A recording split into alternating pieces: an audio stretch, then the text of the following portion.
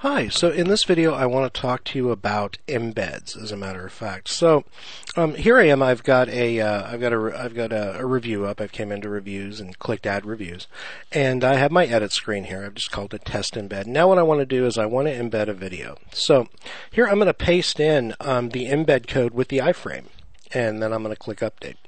And this is not going to work.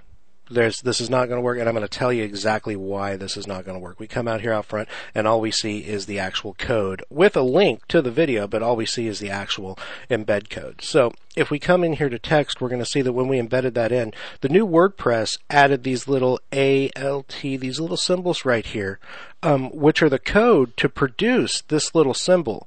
But unfortunately, when a browser renders that, it renders this now as code to be displayed on the screen instead of code to actually be rendered by the browser. Now, there's a couple of things I could do. I could take this code out of here. Okay, oops, sorry. Go back to where I was. Now, I could take that code out of there. Okay, and I could come in here, and I could paste that in here. Now this will work, okay, but this is kind of a long shot to do that. You have to go into the raw text, into the raw code, and then I have to embed that raw code in there, and then, yes, indeed, it does embed the video in there for me. But that is not what I want to do. I want to be able to embed this code directly in the visual editor. So here, I'm going to go ahead and get rid of this code here, and I'm going to come over here to the visual editor. And now I'm going to come to the actual video that we're going to embed here, 12 Reasons to Die Comic Teaser here. Okay, right up at the top, instead of going and getting the embed code, I'm just going to come right up here to the URL, and I'm just going to copy the URL. I'm not going to do anything else whatsoever. I'm just going to copy in the URL. I'm going to click update, and then I'm going to come over here and I'm going to view this, and now we'll see that WordPress automatically recognizes that as a video from Vimeo. We don't have to give it any instruction. We don't have to do anything. We don't have to specify size. We don't have to say if we want the controls on there, if we want to allow full screen or anything like that. We don't have to do any of that. All we do is paste in the URL. Does this work with YouTube? You bet it works with YouTube. You can embed anything in there you want. I'm going to come over here, open up this right here, pause that, don't want that to play right now. Just going to copy and paste this below the other one here.